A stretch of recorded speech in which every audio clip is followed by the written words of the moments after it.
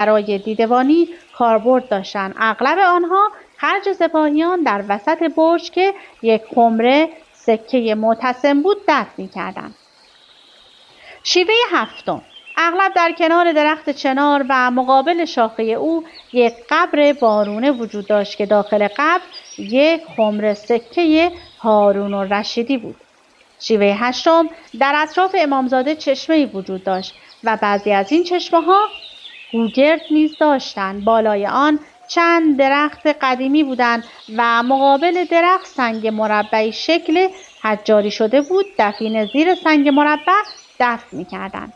شیوه نهم، حوالی بعضی قبرها سمت جنوب دره زاغه‌هایی می‌ساختند و درب زاغه را با سنگچین پلم می‌کردند و دفینه دقیقاً وسط زاغه پنهان می‌کردند که به لایه‌های گچ و زغال رسید و بعد به یک خمره هارون الرشیدی رسیده می‌شد.